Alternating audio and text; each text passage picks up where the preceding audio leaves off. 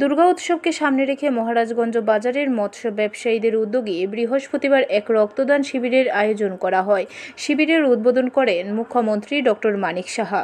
সঙ্গে উপস্থিত ছিলেন আগরতলা পৌর নিগমের মেয়র দীপক মজুমদার, সাংসদ রাজীব ভট্টাচার্য সহ অন্যান্যরা। অনুষ্ঠানে উদ্বোধনের পর মুখ্যমন্ত্রী ডক্টর মানিক সাহা বক্তব্য রেখে বলেন, জনসংখ্যা অনুযায়ী 40,000 ইউনিট রক্তের প্রয়োজন হয় প্রতি বছর। রক্তদানের ক্ষেত্রে সকলকে সামঞ্জস্যতা রেখে এগিয়ে আসতে হবে, যাতে কোনোভাবে রক্তের সংকট তৈরি না হয়, কারণ রক্তের মাধ্যমে একজন অপরজনকে বাঁচাতে পারে। মুখ্যমন্ত্রী এই রক্তদান শিবিরের প্রশংসা করে বলেন, যারা রক্তদানের উদ্যোগ নিয়েছে তাদের দেখে অন্যরাও উদ্বুদ্ধ হবে। সারা ভারতবর্ষের মধ্যে ত্রিপুরা সবচেয়ে বেশি মাছ খায়, তার পার্সেন্টেজ হচ্ছে অ্যাবাউট 99.35%।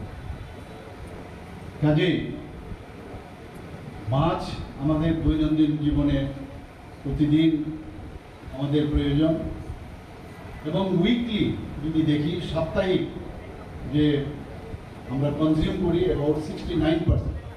অর্থাৎ পার্সেন্টেজ হিসাবে যদি দেখি, সারা ভারতবর্ষের মধ্যে এই মাছ বা মৎস্য কনজিউম হয় প্রথম ত্রিপুরা, বলা যায় ত্রিপুরা কিন্তু সেকেন্ড এখন নর্থ ইস্টার্ন জোনের মধ্যে for fish production. Bureau report, খবর ত্রিপুরা।